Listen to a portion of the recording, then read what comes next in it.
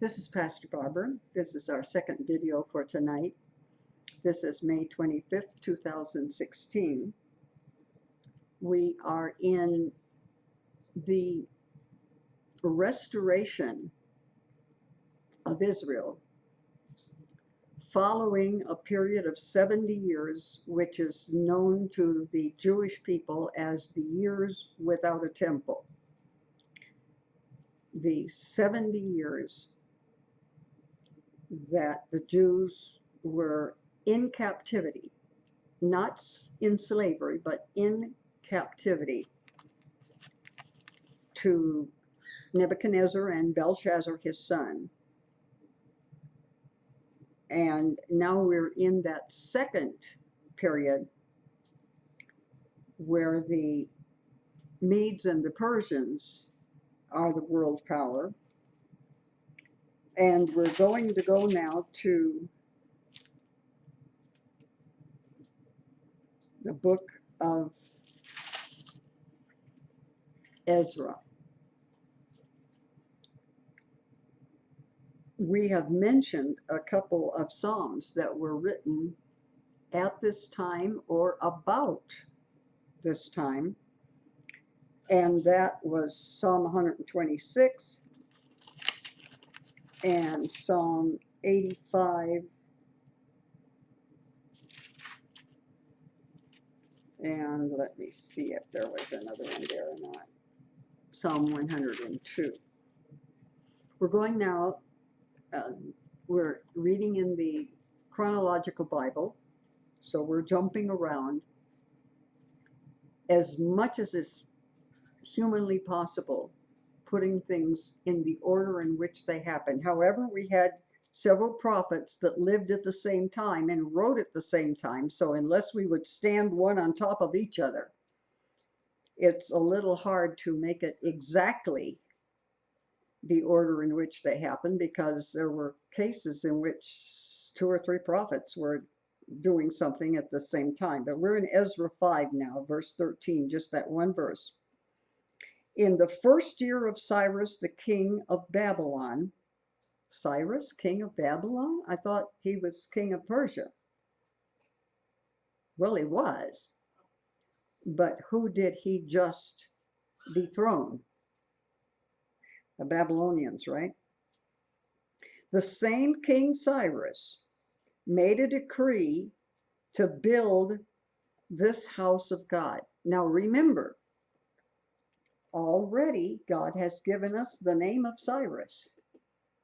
And God says, I'm giving you a name of a man that's not born yet. But you watch when this man's born.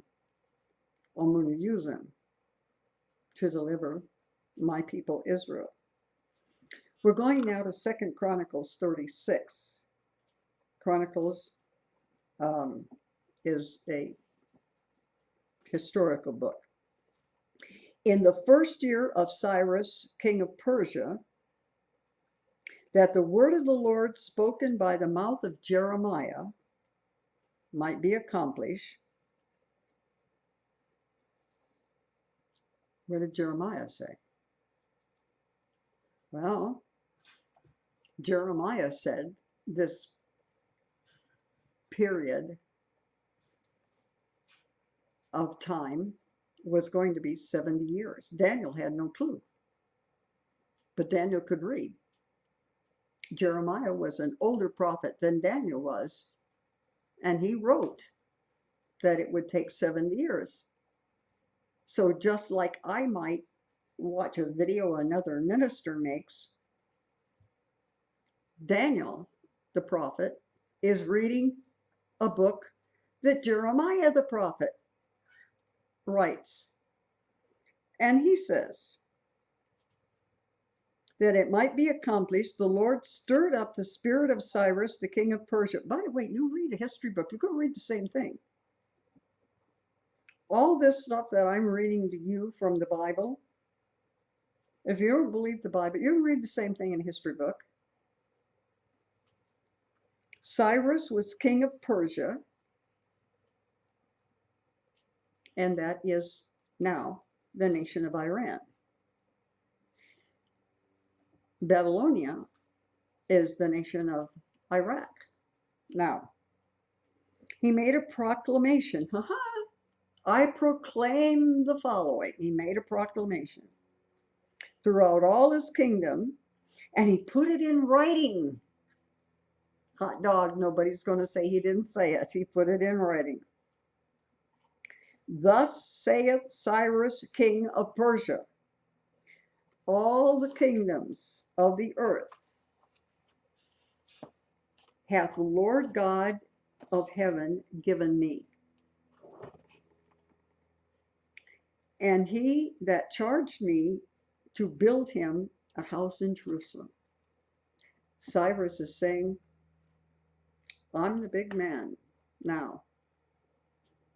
What Nebuchadnezzar and Belshazzar used to be, it's Cyrus now. He was Cyrus second. It's Cyrus now. And he said, God, who is over everything, has just told me to build him a temple in Jerusalem. So guess what? I'm going to do it. The Lord God of heaven, he hath charged me to build him a house in Jerusalem, which is in Judah. That's Judah and Benjamin were that small last portion. The first 10 tribes went off to Assyria, and the last 2 were taken off to Babylonia. Those 2, Judah and Benjamin. Who is there among you of all of his people?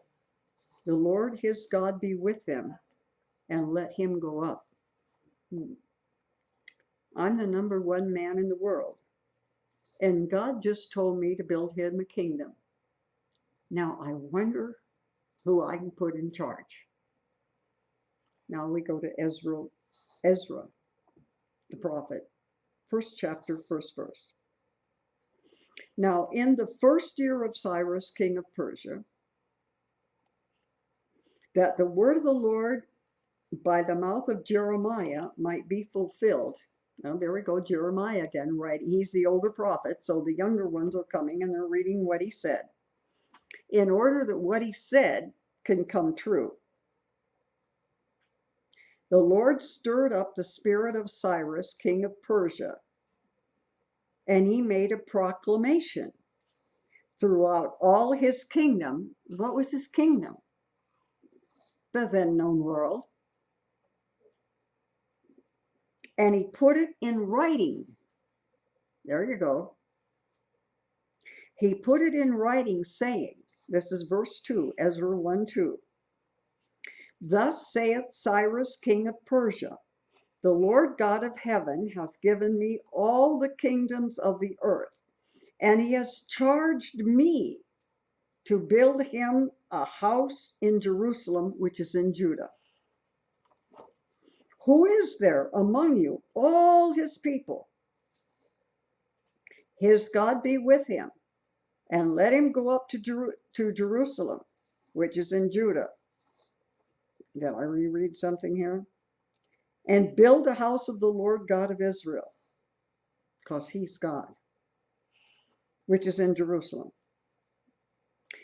Whosoever remaineth in any place where he sojourneth, let the men of his place help him. I'm looking for a man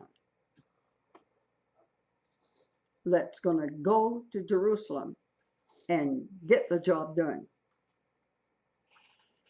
And he said, and him, and those that go with him,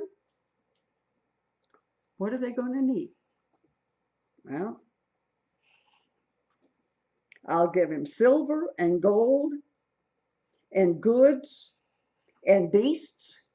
We need some camels, we need some donkeys.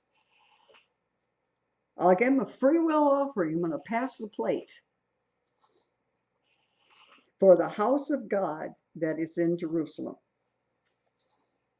We're going now to verse 5. We had stopped and read some Psalms which fit in about here, which we're not putting on our video tonight. Then rose up the chief of the fathers of Judah and Benjamin, and the priests and the Levites. Now, I said there were two tribes. There are automatically, wherever the temple is, there are the tribe of Levites. They were the ones who did everything that was done in the temple. The high priests were part of the tribe of Levites. The singers were part of the tribe of Levites. The people who did the sacrificing, part of the tribe of Levites.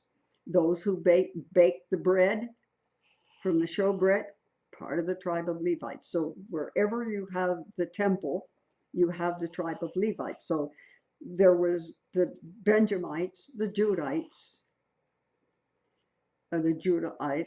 those two tribes. And Benjamin was so tiny, and it was right in the middle of Judah, you could hardly find it. And then there were the Levites. So you basically had two tribes plus what you automatically had because you had the temple there. Okay, we've got the tribe of Judah, Benjamin, and the priests and the Levites, and all those who the Spirit of God has raised up to go build the house of the Lord which is in Jerusalem. And all they that were about them, all them that went with them, they strengthened their hands. How did they strengthen their hands? They gave them vessels of silver, gold, goods, and beasts, and precious things, besides all that was willingly offered. So what we had in one of the biblical prophecies, we now have in biblical history saying the same thing. On purpose. A couple months ago, when we were reading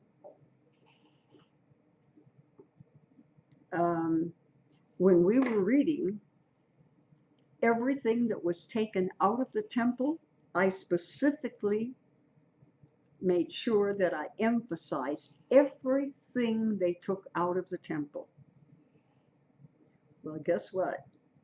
Now we're going to emphasize everything they brought back to the temple. And where was it in the meantime? Well, the night the handwriting came on the wall, they had just gone and gotten some holy vessels from the temple and filled them with wine and got drunker because they were already on the way toward being drunk when they made that decision. And where did they get them? They had put all of the holy things from the temple, and they had put them in with their gods and their quote unquote holy stuff. So I emphasized to you when it was taken out of the temple 70 years ago, I emphasized to you that it was, I'm going to use the word desecrated, because anything which has been dedicated to God and you use it for anything other than God's service is desecration, which is the opposite of consecration.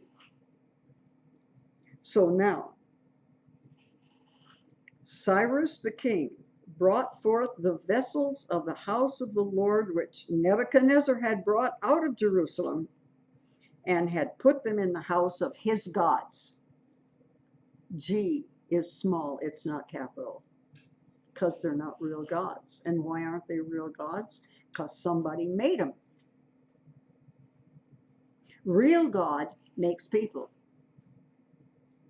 People make false gods. If you can make it, you're the creator. If you make it, how in the world can you worship something that you created? It's supposed to work the other way around. Even those, all of the things that were now being brought back to the temple, even those did Cyrus king of Persia bring forth by the hand of Merodach the treasurer, and numbered them unto Sheshbazzar the prince of Judah. And this is the number of them. This is what they brought back. 30 chargers of gold, 1,000 chargers of silver, 9 and 20, that means 29. 29 knives. What did they need knives for? Well, for sacrifices, for cooking, trimming of the wicks. 30 basins of gold, silver, basins of second sort, 410, and other vessels, 1,000. All the vessels of gold, of silver, those were 5,400.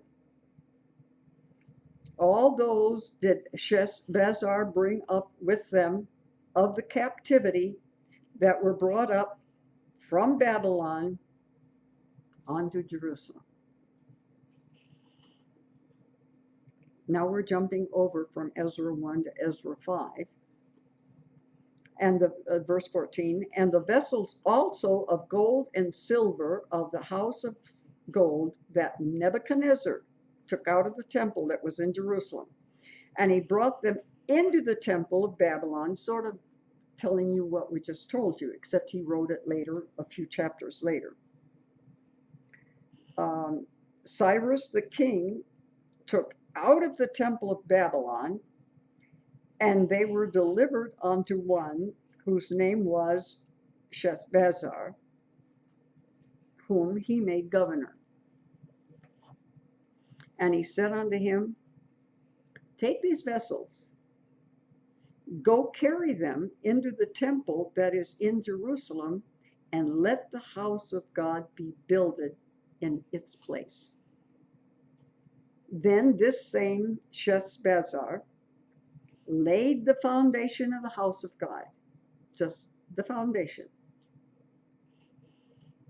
Didn't build the walls, didn't build the porches, didn't build the roof, just the foundation, which is in Jerusalem. And since that time until now, hath it been in building, and yet it's not finished. They're making it, but we got the foundation made. Now we got instructions, and usually I don't read every single word of directions on how to build something, especially if it's pages and pages and pages. But this isn't that much, so I'm going to give you all, if not most of it, if not all of it.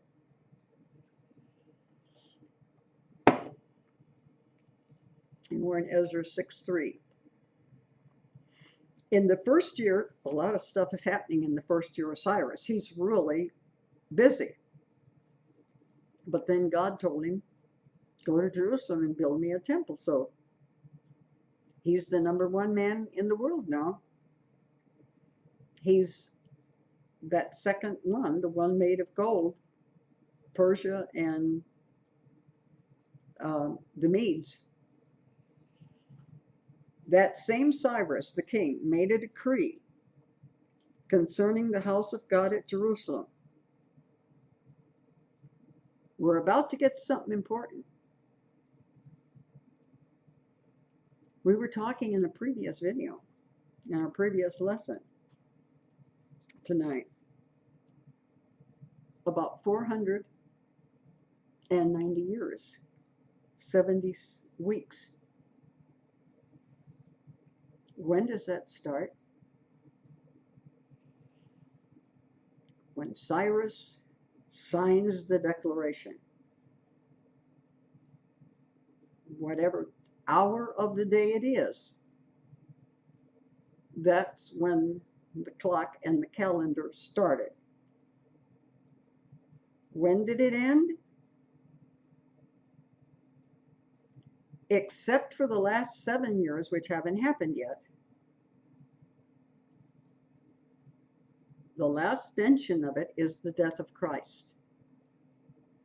5 days before, and right now we're in the year 537 before the birth of Christ. 400 years between the Old Testament and the New. We are now 537 years before the birth of Christ. When he signs that, it's going to be 483 years when Jesus gets on the foal of a donkey and Messiah is presented to Israel. And the priest said, don't let the kids call you king. Don't let the kids call you Messiah. And Jesus said, if they don't, the rocks will. Because it's been prophesied, it's going to happen. So if the kids don't call me king and Messiah, the rocks will have to cry out. Palm Sunday. And then, and we read it tonight, Messiah will be cut off. And 5 days later, he was cut off. Minutes before, the Roman soldier came and said, let me just put a spear in him. Let me break his legs. Because breaking his legs would hasten their death. When they needed to get a good breath and they're hanging on the cross like this, they would take their legs and build themselves and get a big breath and then sink down.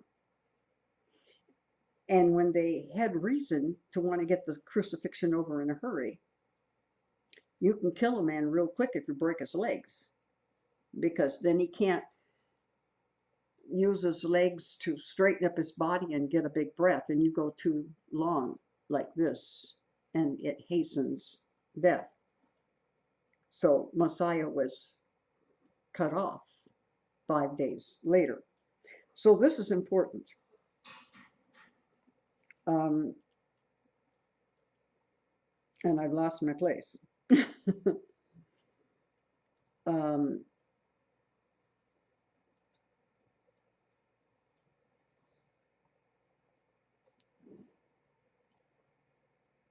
That's Daniel 6. Okay, I haven't gotten there yet.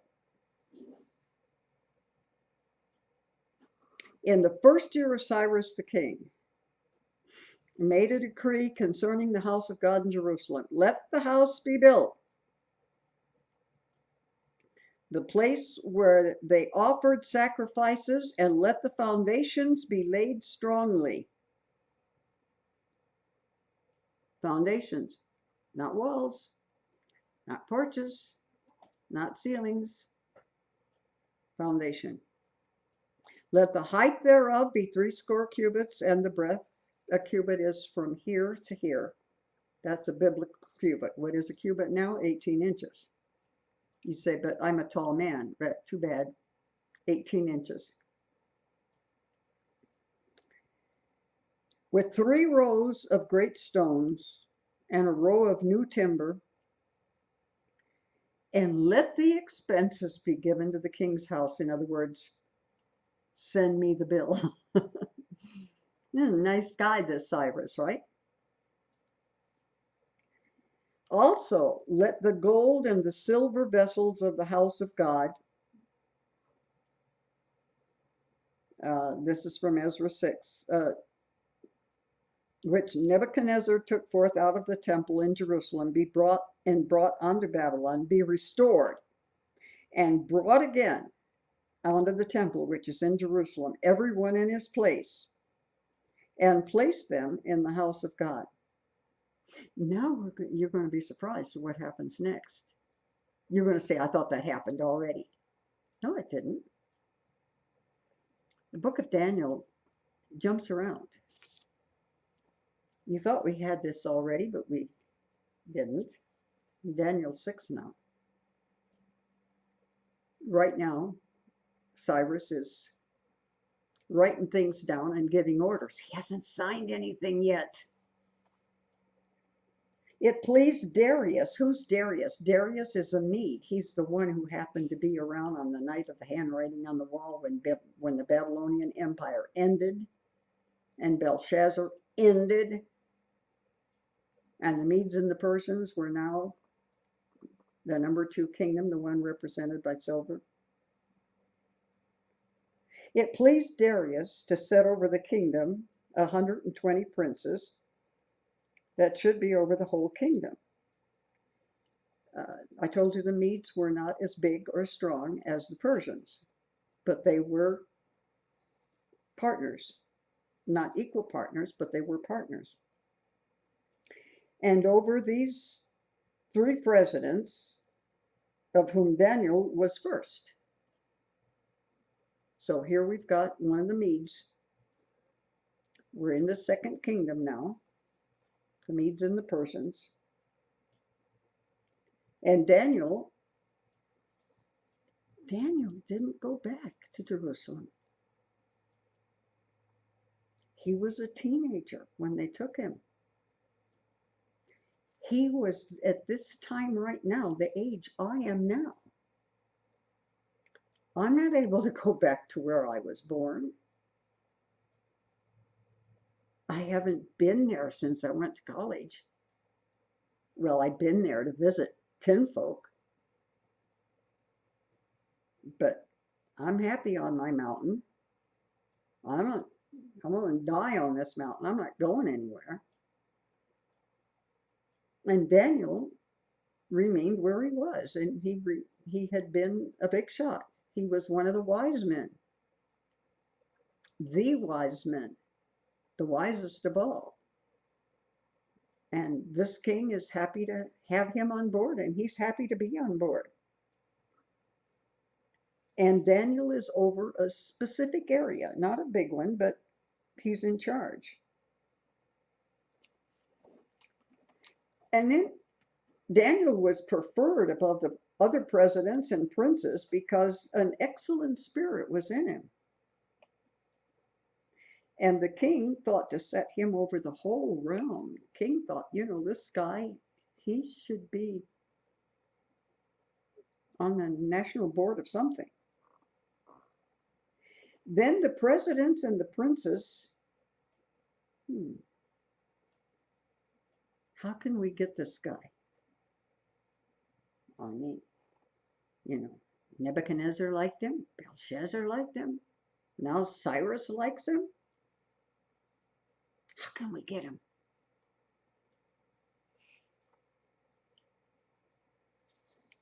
They remembered there was no error found in him. They can't say, well, we got to get rid of Daniel because he does such and such, or he's a bad boy, or he's got this secret, or he's got. No, they couldn't find anything wrong with Daniel. How do you get a guy that doesn't have any faults? Then the wise men said, we can't find any occasion against him, except he's kind of a religious kook. And the presidents and the princes assembled together, and they went to Darius, the king of the Persians. Remember, he's not as big as Cyrus, but he's big. Now let's talk about human nature. Somebody comes to you and says, you're a good guy. We can make you somebody big. Really? What do I have to do?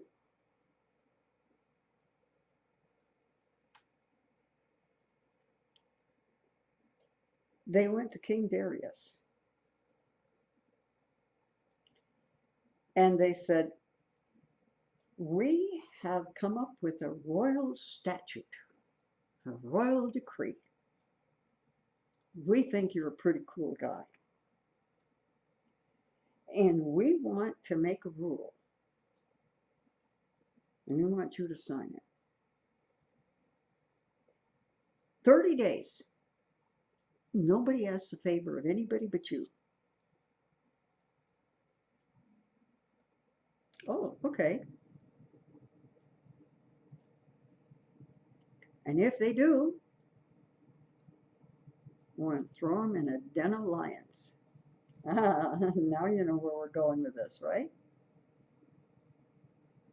Okay. It's going to be an established decree, meaning law. Nobody can break the law, even the guy that signs it. So Darius thought, oh, great. For 30 days, people are going to ask me stuff. People are going to ask me favors. Now, Daniel, he knew when the writing was signed. By the way, I'm in Daniel 6:10. Daniel knew when it was signed. He knew what was going on. But he'd open a window toward Jerusalem. He'd get down on his knees, verse 10, 3 times a day. And he prayed and he gave thanks to God like he always had. And these wise men found him praying and making supplication. That means asking a favor of God. And they came near. Hast thou not signed a decree, they said to Darius, that within 30 days, anybody asks a favor of anybody but you, they get cast in a lion's den? And the king answered and said, the thing is true. According to the law of the Medes and the Persians, which altereth not, can't be changed. That's true. They answered and they said before the king, that Daniel, one of those children of the captivity of Judah, one of them Jews, he regardeth thee not. He's not doing what you said do. And Darius, what I got myself into. They knew what they were doing, says Darius. I didn't catch on, but I'm stuck with it. So it got late at night. Nothing's happening. And they come to him. And they brought Daniel. And they cast him in the den of lions. And the king said to Daniel, that God you keep praying to, he's going to deliver you. I'll read it to you. Then the king commanded, and they brought Daniel and cast him in the den of lions. Now the king spake and said unto Daniel, thy God, whom thou servest continually. You say, oh, I need God to do me a favor. Okay. God needs somebody to serve him continually. Not when he's in the mood. Daniel served him continually. So when God needed something, I have a story to tell you. Something happened today. I'm watching the clock. If I can't get it on the video, I can't get it by the time I'm through. I'll tell you later. But I know I can count on God. It doesn't make any difference how bad the situation can get. How can I have the confidence I can count on him? Because I counted on him all of the 1930s, the 1940s, the 1950s, the 1960s, the 1970s, the 1980s, the 1990s, the 2000, and we're in 2016, and I can still count on them. So why would I not in 2016 all of a sudden say, I don't know if I can count on God if I've counted on him all of these years? But God can count on me. Daniel was not a serve God once a week guy. Daniel even caught on when Darius didn't catch on. Daniel knew what they were doing, and so did the king. When it finally dawned on him, and he put Daniel in the lion's den, he said, God, the God that you serve continually, will deliver you. Don't read anything into it but that. That's what it says. That's all it says. It says no more. It says no less. The God you serve continually will deliver you, one way or the other. If it's just make the lions so full they couldn't even eat a banana split.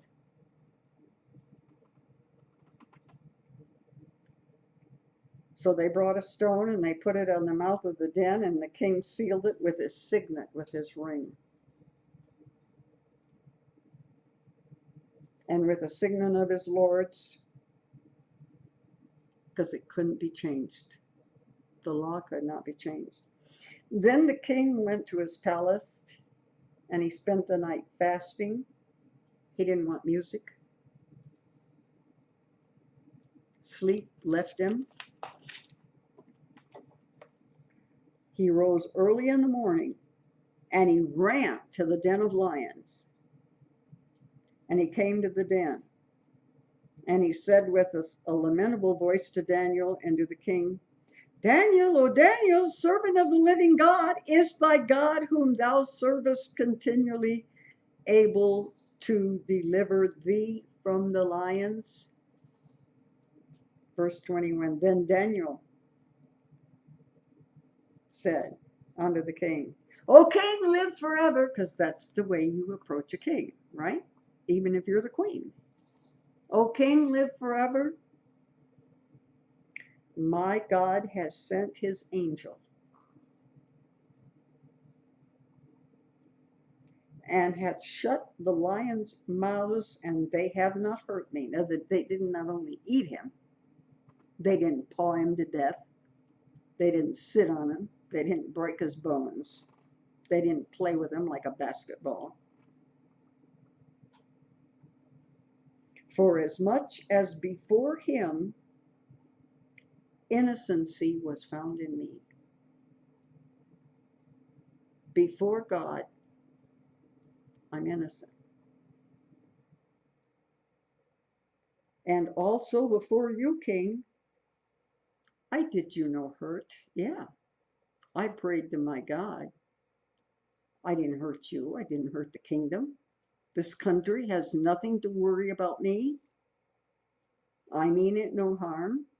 Just because I serve God doesn't mean I can't be a good citizen.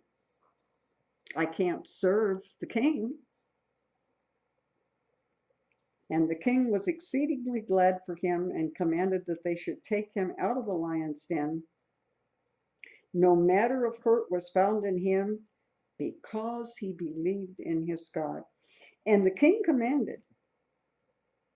And the men that accused Daniel, those that dreamed up this scheme,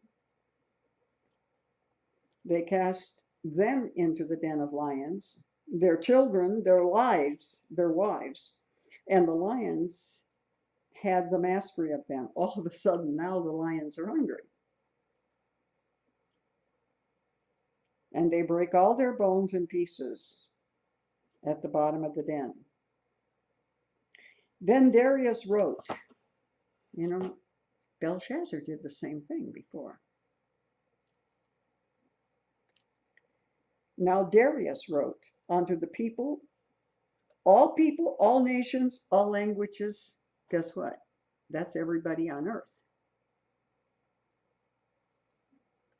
This is the kingdom of the Medes and the Persians. He is Darius the Mede. We're talking Cyrus the Persian and Darius the Mede. I make a decree that in every dominion of my kingdom Men tremble and fear before the God of Daniel. Don't mess with Daniel's God. For he is the living God and steadfast forever, and his kingdom will never be destroyed. And his dominion shall have no end. He delivers and he rescues. He works signs. He works wonders in heaven and in earth. Who hath delivered Daniel from the power of the lions? So this Daniel prospered in the reign of Darius and in the reign of Cyrus the Persian. I'm looking at the clock. I'm going to read 3 verses, and then I'm going to stop because we have come to a logical stopping place. I'm going to read the first 3 verses of Daniel 10. And then we're going to continue with this period in history. And you'll find it in the history books. If you don't want to read it in the Bible, you'll find the same thing in the history books. In the 3rd year of Cyrus, the king of Persia, a thing was revealed to Daniel, and it was true. But the time appointed was long, and he understood the thing, and he had understanding of the vision. In verse 3, it says, I ate no pleasant bread. Some of you want to know what is a Daniel's fast. Maybe none of you have asked, but it's a question that when people talk about fasting and prayer. And I used to have, when I first started Prayer and Praise, it was a much smaller group to begin with. And right now, I have several huge groups of hundreds of thousands that when I send them something, they publish it to their hundreds of thousands. So it is not as small a group, and I can't say, okay, everybody, we're going to fast like I used to in the beginning when it was a matter of a few hundred.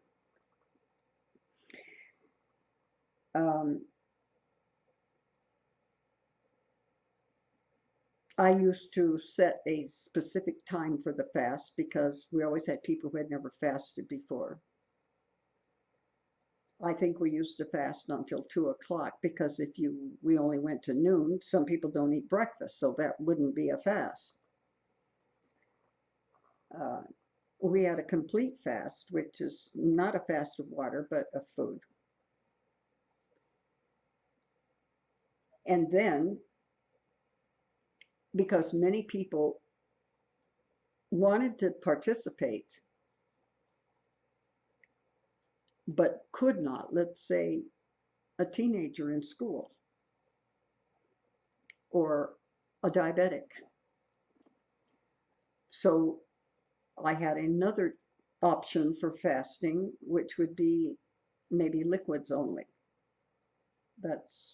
Will sometimes allow a diabetic to fast. And then there were the Daniel fast. Look, if you're working on the 115th floor of a building that's going up,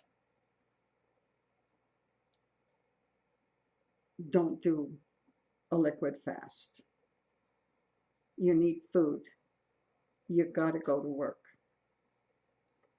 If you want to do another kind of fast, do it on a weekend. But if you want to fast when our whole group is fasting or when your church is fasting or whatever, then do a Daniel's fast. Remember when they came to Daniel in chapter 1 of Daniel? And they said, we want you to have high protein content meat. We want you to have fancy wines. We want you to have the best of this, that, and the other. And Daniel says, whoa, hold on, I'm a Jewish boy. I don't eat that stuff. Yeah, but we want you to be healthy. We want you to be strong. And Daniel says, just let me eat my simple meat. And, and check. If we don't do better on our simple little Jewish diet, then the others who are going to studying to be wise men on the king's fancy, to just check us out. If we don't do better than them, let us know and we'll talk about this again. So that's where we're going to end. I ate no pleasant bread, neither came flesh, that's meat, or wine in my mouth. I didn't anoint myself. I didn't fix myself up, put on my best makeup, all my best jewelry. I didn't anoint myself till 3 whole weeks were fulfilled. Okay, I need to get the date down here so I know where we start next time. Today is 5/25.